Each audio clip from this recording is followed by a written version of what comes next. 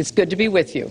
You know, Donald was very fortunate in his life. She wants open borders. She has been outsmarted by Putin. He goes after their dignity, their self-worth. He is denigrating, he's talking down our democracy. From everything I see, has no respect for this person.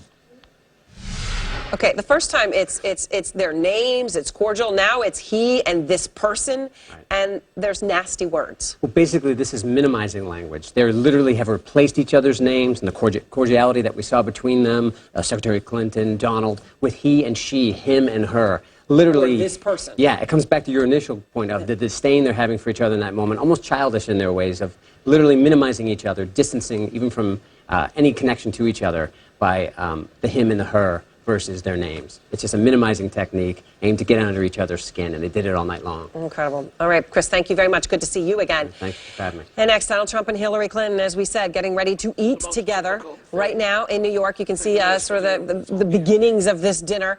They are seated. Cardinal Dolan is the only person in between them. So Hillary Clinton and Donald Trump are side by side, except for a man of great faith, a day after a bitter presidential debate. That's coming up, plus Michelle Obama. Can she make the difference for Clinton and put her over the top in a ruby red state?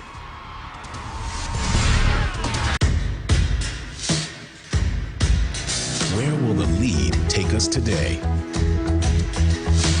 Straight to the source. Would Israel be willing to go along with those demands? To a side you haven't seen. That sounds a young man's game. All the way to the heart of a problem. What is going on in Ferguson, Missouri, in downtown America? Maybe all the way to the president. Do you think you were naive back then? The Lead with Jake Tapper. Weekdays at 4.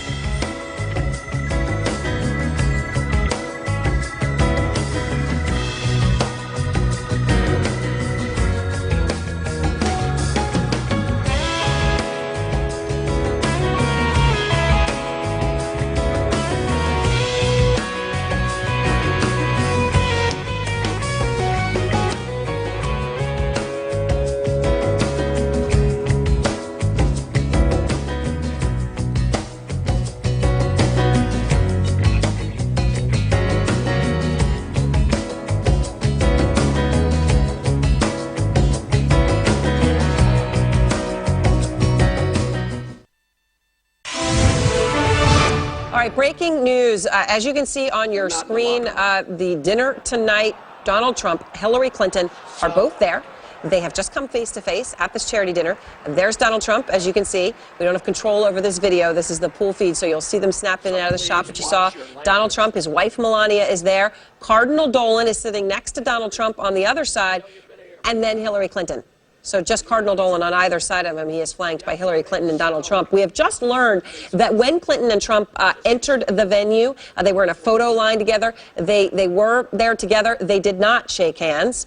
Obviously, there was no camera on them at that time, but we are aware from our reporter that they did not shake hands. Mark Preston's with me. And Mark, this dinner, this is a crucial dinner for them, right. for both of them, right? This is a moment where they're supposed to show that they can be funny, that they can laugh at themselves, that they can make jokes about the other. That they can be human. That they can be human. And right now, I mean, we just saw how they talked to each other last night at the debate. He referred to her as that person. She referred to him as he. They are now sitting side by side, except for Cardinal Dolan is between them. And I don't think it's an unimportant thing to point out. Cardinal Dolan, a man of great faith, perhaps the most well-known man of faith in this country. Right, very powerful leader of the Catholic Church, no question about that. And he is literally playing referee between both of them. Look, they'll both play nice for the cameras, but as we saw backstage, there's no love lost between them. And the irony is that this is at a Catholic Charities fundraising dinner. So we'll see if they can pull it off tonight, Erin. I mean, it is incredible. So we do have, as we're watching this, I just want to play when they were entering the room.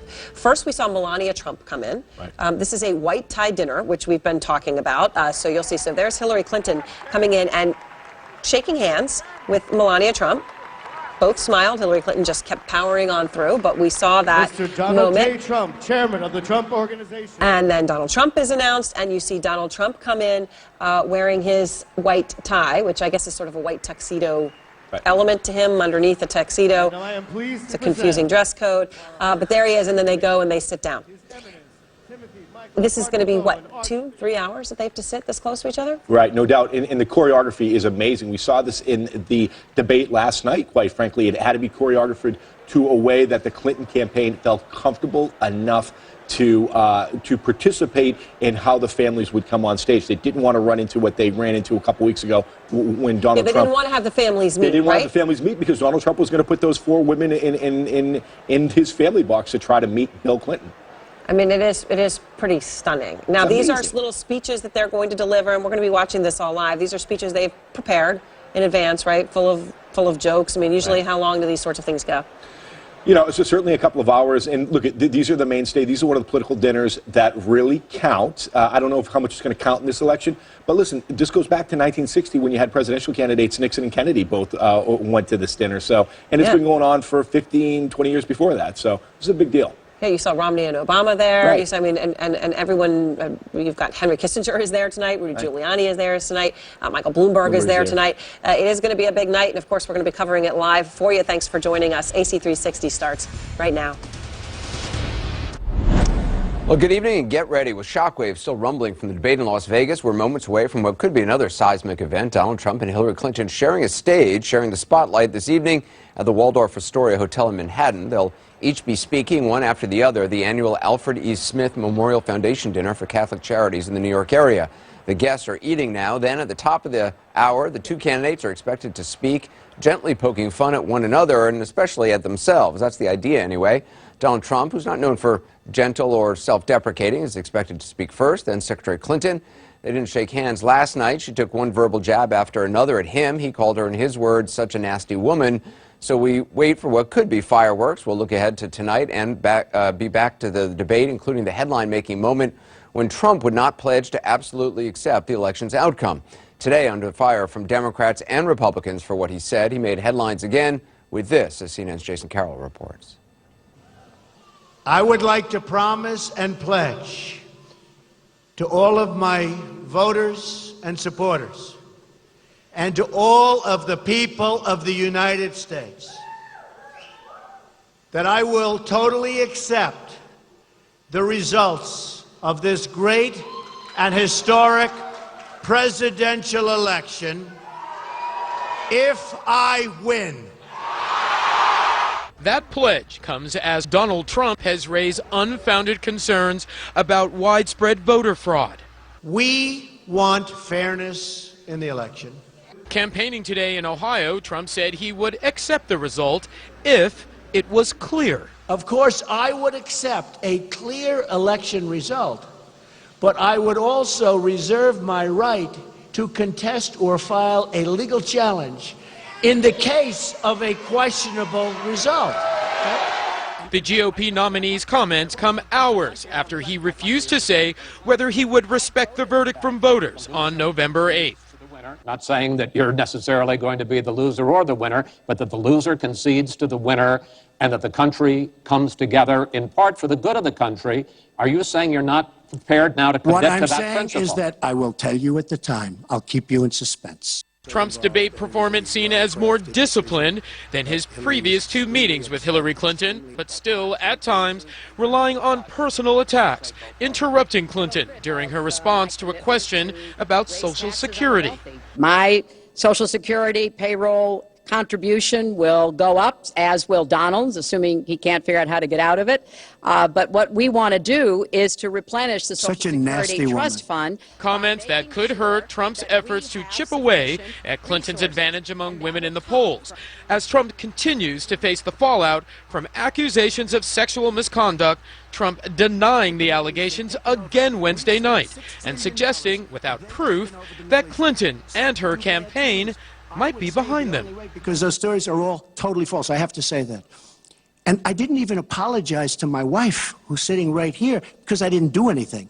I think they want either fame or her campaign did it. And I think it's her campaign. And Jason joins us. Now, in regards to Trump not necessarily accepting the results of the election, that's not flying with the rest of the GOP, right, Jason?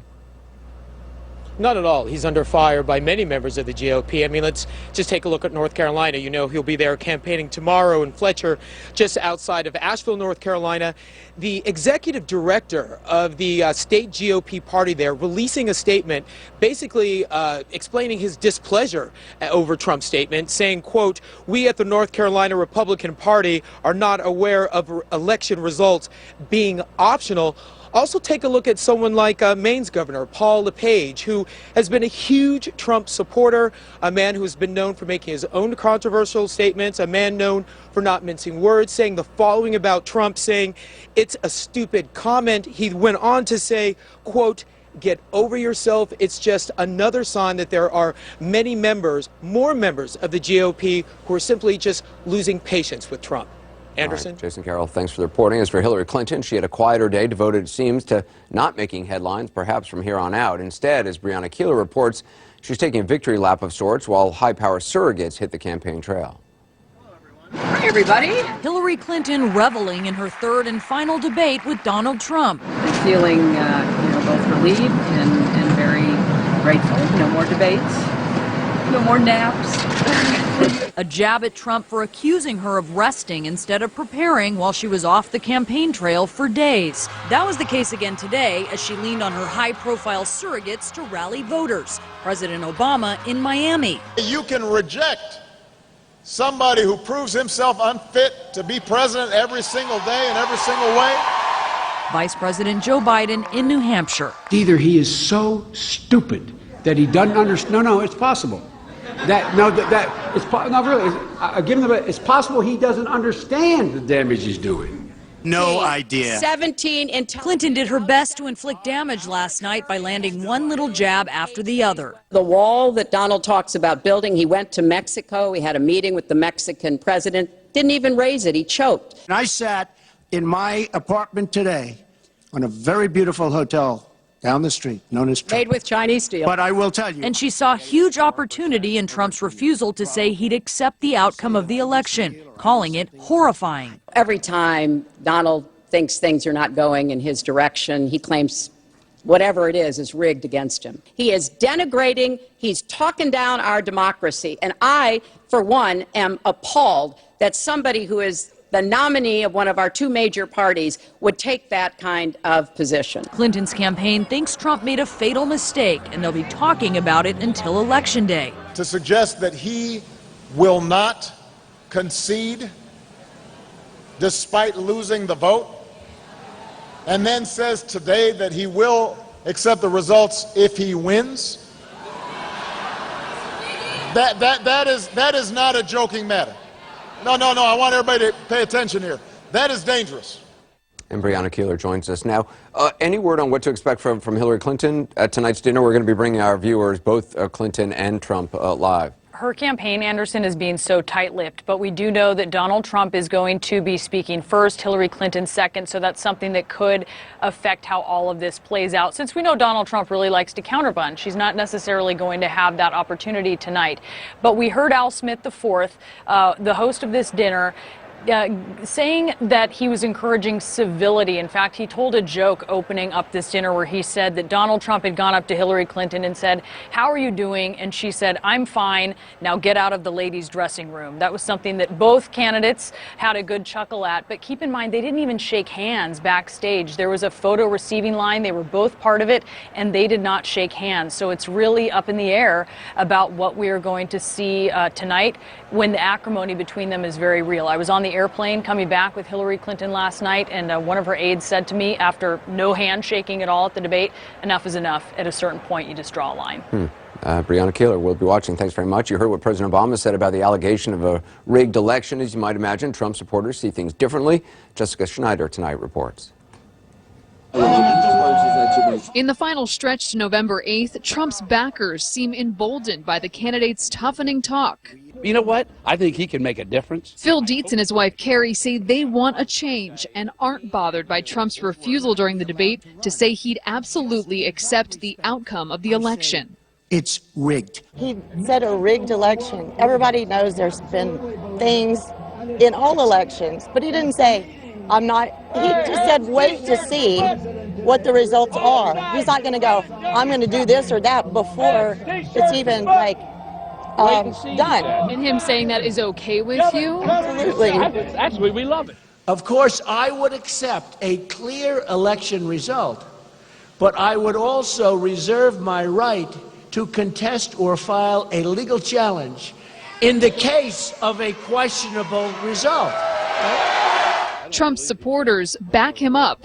I think he just said he's not going to accept it the night or the day after until he sees what happens. But you're optimistic he'll eventually accept it? Oh, I think so. I mean, so what if he doesn't? She still wins, she wins. I think if he does lose, which he's not going to, I think he will have it investigated, and if they come up with positive proof, I think he'll accept it gracefully. But Trump's repeated rallying cry of a rigged election also seems to be dividing his supporters. Some say the rhetoric is troubling. I think you should say, yeah, I will support the person that is elected. And are you hoping he changes his tune? Because he did not say that last night. Yeah, I hope he changes his tune, which he does once in a while.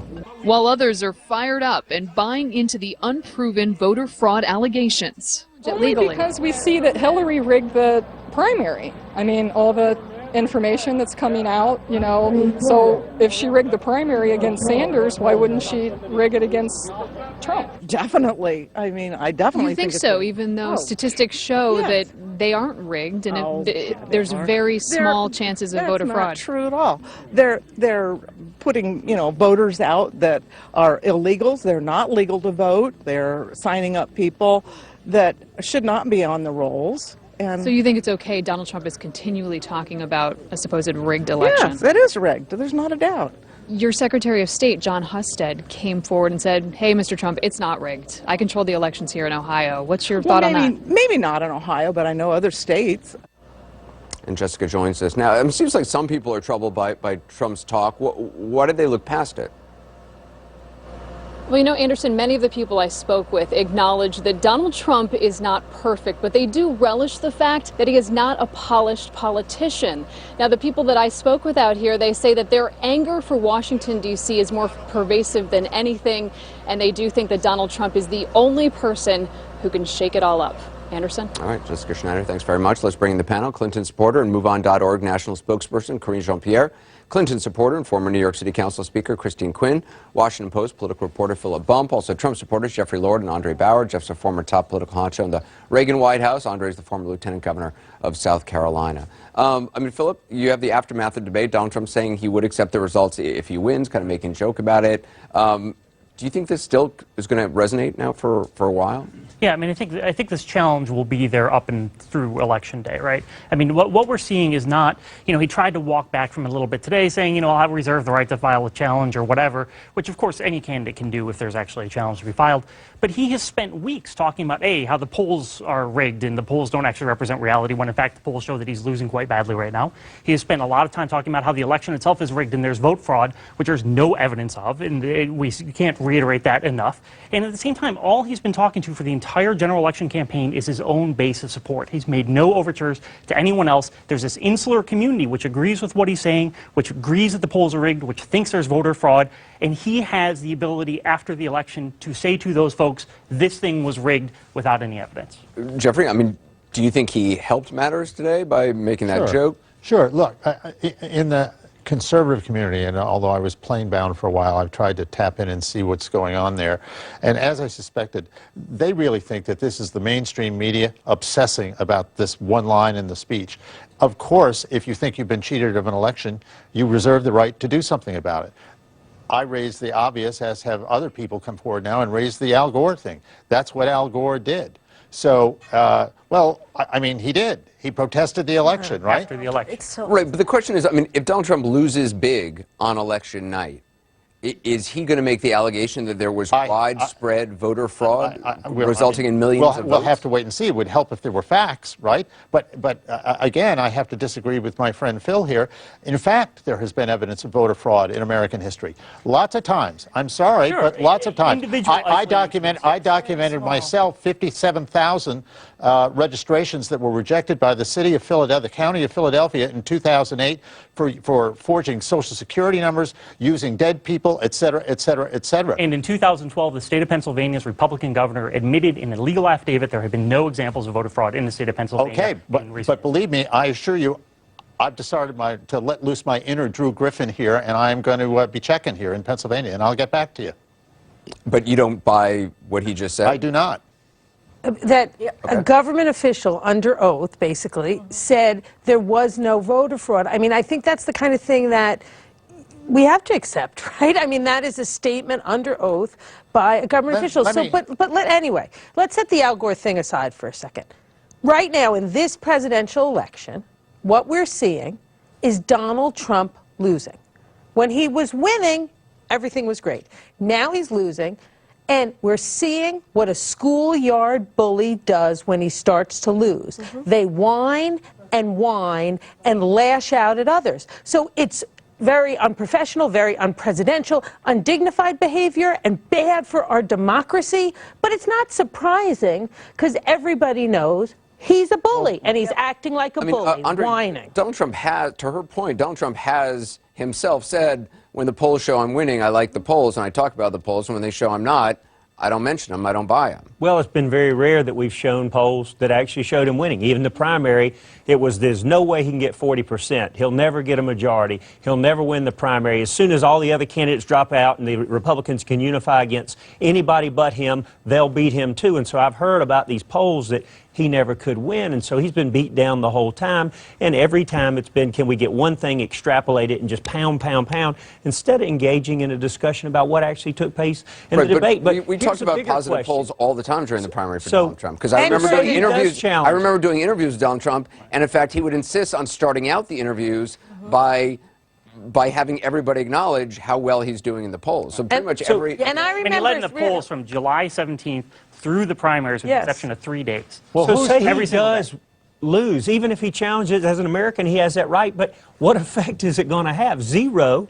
It's not going to change. That's not true. As a former elected official, you have to appreciate the fact that democracy rests on people's confidence that the majority rule carries the day. Well, there's a lot of people... And this is casting doubt on the idea that the majority's voice is actually being heard. That's problematic. Can I just say, we have election experts who have debunked this, right? And we have 30 Republican governors in this country, right? And so it's just beyond the pale that he would continue to do this. And one thing that I wanted to add as well is that the last couple of weeks he's been talking about inner cities. He's been talking about Chicago and Philly, which is also incredibly dangerous rhetoric, because what that is voter intimidation. You're leading to unrest on the day of election, and you're taking us back to the 1950s and the 1960s. And this also is very dangerous. The third thing I wanted to say is, where's the leadership, the Republican leader? Where's Paul Ryan in this? Because he is a constitutional officer, and he is second in line to being president of the United States right after Joe Biden, and it's his responsibility to also come out. The Al Smith dinner, which we're going to be showing our viewers live, both Donald Trump and Hillary Clinton, because it's the first time, probably the last time, they're going to be on a stage together,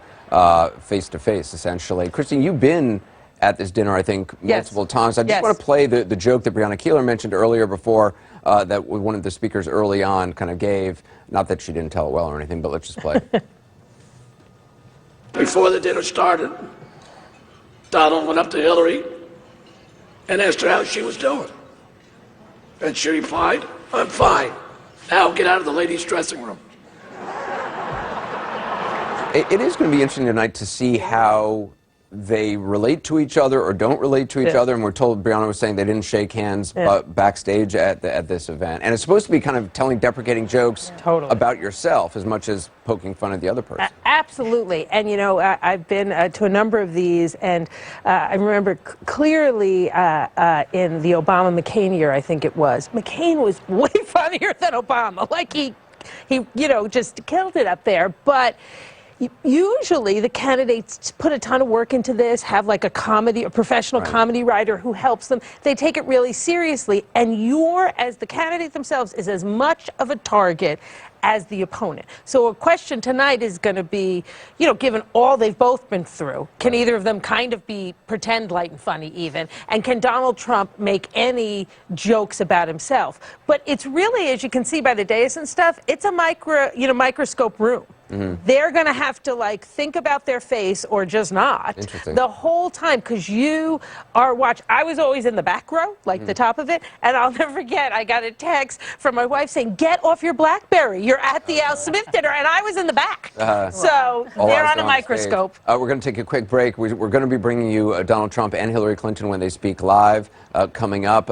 Also next, though, Donald Trump says he'll accept the results if he wins. The question is, what are the chances of that? We'll take a closer look right now at his uphill road to the White House, where both candidates are. And we'll talk more about what to expect tonight's Al Smith dinner as the candidates speak about 40 minutes away, we're told. Every day we do stories about people in need. With CNN's Impact Your World, you can help. When you go to the Impact Your World section at CNN.com, you'll find more on the stories that move you. Plus, you can find out just what you can do to help, with links to reputable charities and organizations. Find out more on New Day and go to CNN.com/impact. Be the change. Take action. Make an impact. What does it mean to go there? It doesn't mean reading about it. It means packing a bag and going there and talking to the people. Talking to activists in secret. Activists risking their lives for speaking to a Western journalist in Damascus. Talking to people on the margins of the story about how they're affected by the decisions of those much more powerful than them. That is why I go there, to get the story firsthand.